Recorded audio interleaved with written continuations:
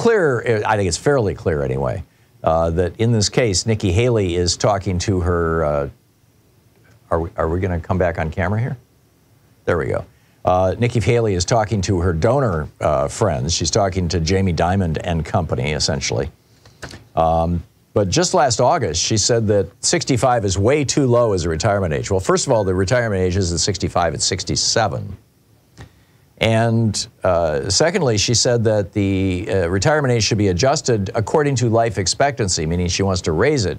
But for the last 3 years, life expectancy in the United States has been going down since Trump and since COVID. Also, every time you raise the retirement age by 1 year, that's the equivalent in terms of the amount of cash that Social Security has to pay out over the lifetime of the people who are in it. That's the equivalent of a 6 to 7% across-the-board cut in Social Security benefits. So regardless of age. So, you know, raising the retirement age to 70, for example, something that Nikki Haley and Jamie Dimon and all these, they all love the idea. Of course, Jamie Dimon also, you know, the billionaire bankster, also wants Social Security privatized just like Medicare.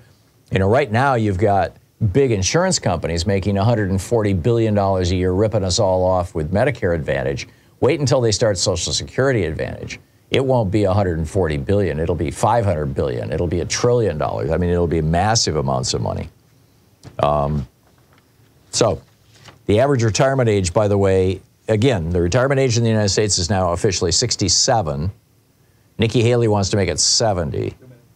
The official retirement age average across all of the OECD countries, these are the 34 wealthiest countries in the world, the Organization for Economic Cooperation and Development, the average retirement age across all of the OECD countries is 64.3.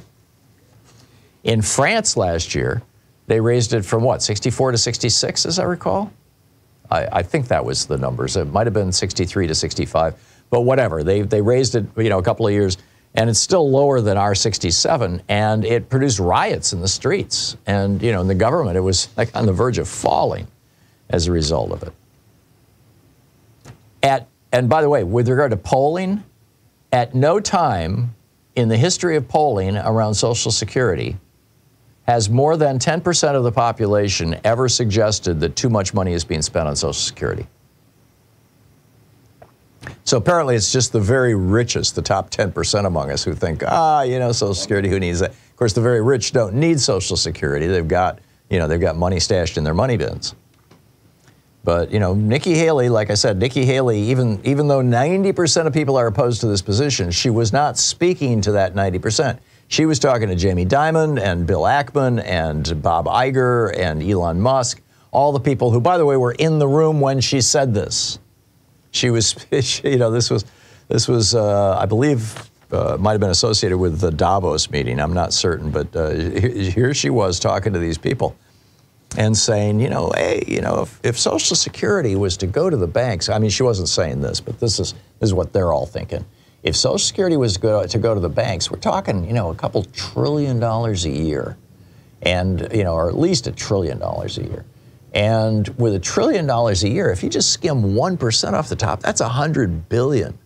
And, you know, if we split that up among 5 banks, that's you know, $20 billion per bank, and then we split that up among the top 20 executives in each one of the banks, you know, 100 of us can make $1 billion a year. Let's do this. Well, how do we get it done? Well, you gotta have Congress to get it done. Okay, well, you know, let's, out of that $1 billion a year each that we expect to make, let's all kick in, say, $5 million, and let's get a bunch of Republicans elected who are gonna privatize Social Security. We'll be rich.